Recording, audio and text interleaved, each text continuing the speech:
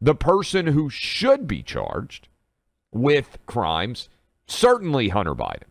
And they've tried to keep Joe Biden from being directly implicated in the massive multi-million-dollar paydays that have surrounded the Biden crime family.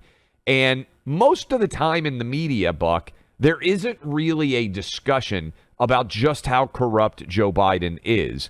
But there was, finally, we don't get Biden himself in front of the press very often, so it's hard to have questions asked of him, unfortunately. They hide him in the White House, as they have for most of the last 2+ years.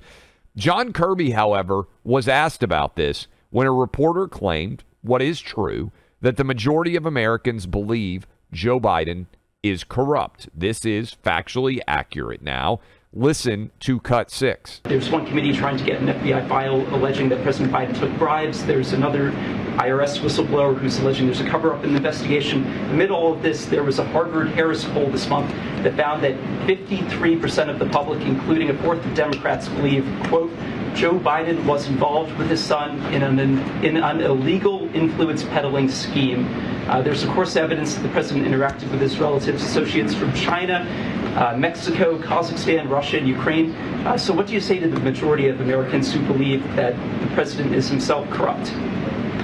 Wow. Can I take that question? The president has spoken to this. The president has spoken to this.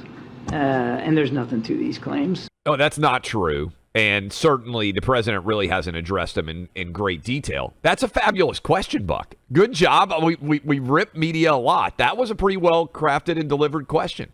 It was very good. And the president has spoken to it in the sense that a few times he has made claims, meaning Joe Biden has made claims that are demonstrably false. Right? He claimed in the 2020 election cycle to know nothing of Hunter's business dealings. We know from the laptop and from further information that's come to light that, yeah, Joe Biden was certainly aware that Hunter Biden was doing stuff.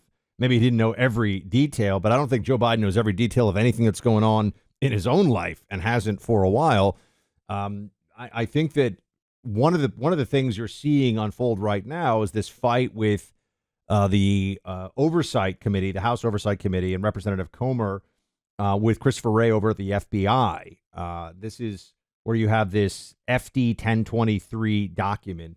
Now, I wasn't on the FBI side, obviously, so I don't know all the different letterings and the ways that they collate information over the FBI, but from the descriptions, it's effectively a raw intelligence report. That's what we would call it. Confidential human source, raw intelligence reports, all the same basic thing. Someone's telling you stuff that you haven't verified, and it just is. This even happens in background check investigations. Someone will say something about a neighbor they don't like to the federal investigator, and they'll write it down, but it doesn't mean it's necessarily true. What's interesting is why doesn't the FBI senior brass want to share this information, it seems, with Comer and with the Oversight Committee about somebody who says that Joe Biden was in an illegal bribery scheme?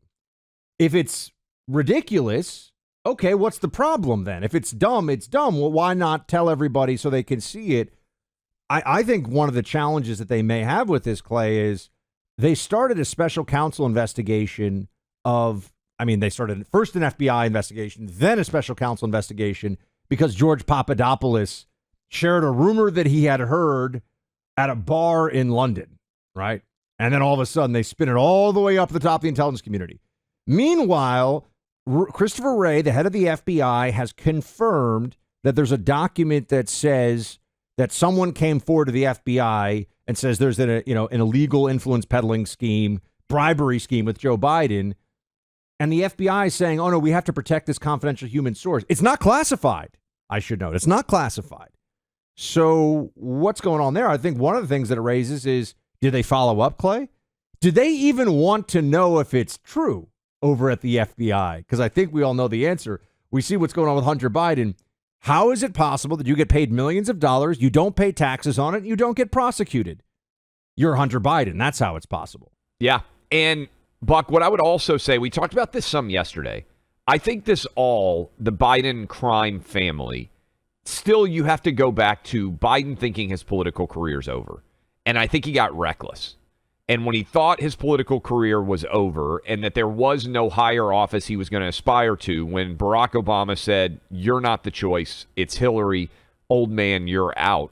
And again, it's worth repeating, Barack Obama never endorsed Joe Biden until he was actually the nominee, which probably gives you a pretty good sense what Barack Obama thought of Joe Biden after spending 8 years with him as the vice president. But Buck, I think Biden looked around and said, well, my political career's over. Let's make as much money now as we can, even if it's shady. And we don't have to worry about it because I'm not ever going to run for office again. Because he never anticipated, I don't think, that the 2020 campaign was going to fall in his lap. And so he tried to make as much money as he could. And that's when things really, the wheels came off. That's when a lot of this data really starts to blow up on him, Buck, where he got messy. And it was just like, let's get rich. Everybody bring in as much money as possible. It's actually not a bad calculation at the time from Joe Biden's perspective politically. You had Hillary running, so she was the Democrat candidate. And you got to assume either Hillary or whomever the Republican is going to get 8 years. And he knew he was already too old to be running in the first place. So, yeah, he figured it was cash out time. Didn't realize that fate would, well, we all know what happened in 2020, but no one could have ever expected that. I mean, I've said this to this day. I thought, this is why I always say no one can predict the future. Nobody really knows what's going to happen in any of these things. That's why you just do the best you can with the information you have when you have it. I thought Joe Biden, when he started running in 2016, I was like, 2020, I was like, this is a joke. No serious person is going to vote for Joe Biden. Well, maybe they're not serious people, but some people voted for Joe Biden, unfortunately. They did it, remember, in Iowa and New Hampshire. I think Joe Biden came in 5th in both of those states, which is probably the biggest comeback if you go look at Iowa, New Hampshire, and what it means in terms of propulsion, typically in the primary season. To come in, I believe he came in 5th in Iowa and 5th in New Hampshire, and then he went down to South Carolina, and James Clyburn said, this guy is going to be the nominee, and from there it was over. He won South Carolina comfortably. He went out to Nevada, I think, and did pretty well. And then there was no contest anymore. Everybody dropped out. Everybody got in line. Basically, James Clyburn said, this is the guy who can beat Donald Trump. And Bernie Sanders was gone. Mayor Pete was gone. Elizabeth Warren was gone. Kamala didn't even make it. This is why it's so funny when they constantly trot out, the reason Kamala's approval ratings are low is because people are racist and sexist, and she's the first minority woman vice president. And then you have to remind Democrats, wait a minute, your own primary voters didn't even allow her to get to the primary. She dropped out with 1% support before voting started. Look, part of a primary, Republican or Democrat, is we've talked about it in the context of a campaign, a candidate getting stronger, figuring out some of the messaging issues, figuring out how the machinery around them has to be built. And it's also convincing people to come along with them, right? I mean, that's why you have a primary. And this is, I think, something that it's easy to forget, especially in the early stages. With someone like Joe Biden, yeah, it was a completely rational thing in my mind to believe that Joe Biden running against Donald Trump was so preposterous that it defied belief. And sure, and I'm talking about when it was the Democrat primary, not even when he was the candidate, but just the notion that Joe Biden could be taken seriously by anyone, not by people listening to this, but by anyone. And what I realized is I underestimated the will to power of Democrats, and that the ruthlessness and the ability to construct a narrative, to be opportunistic, to create a lie of who Joe Biden is. I should have seen it coming, in a sense. Should have seen it coming. And remember, Buck, Democrats picked Joe Biden because they thought he was the most likely to win an election. And then they got an unbelievably good fortune in terms of his candidacy. Because if Joe Biden had to be on the campaign trail like a normal candidate would for the entire 2020 primary and then on into the 2020 general election, I don't think there's any way he would have won, Buck, because I think people would have seen the cognitive collapse that we see on a regular basis now that they try to hide. They wouldn't, absent COVID, they would not have been able to hide him in the basement and claim that it was for his own health. That's what actually got him elected, was COVID. Joe Biden in 2020 was the closest thing that you could ever conjure to being generic Democrat. Like, just vote a Democrat. He had 100% name recognition because of 8 years serving as Obama's VP. 100% name recognition, right? Everyone knew who he was. He's also been in politics for longer than I've been alive.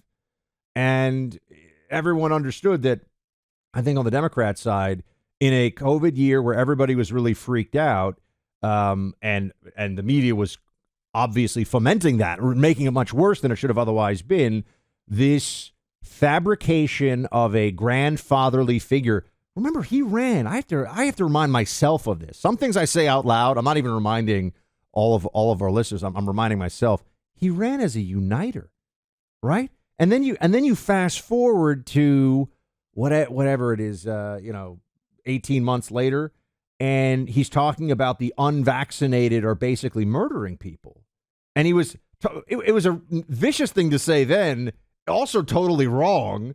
But this is the uniter? I mean, the whole thing was a bait and switch. It's remarkable. I understand some people just start to say, how can we make sense of anything when people can do such senseless things? What about, Buck, the speech that he gave with the red backdrop with the Marines standing the at Darth attention? Vader speech. Yeah, the Darth Vader speech where, he basically argued, and he's continued to argue it, that the country's under a greater threat today than it was during the Civil War. I mean, this is crazy talk.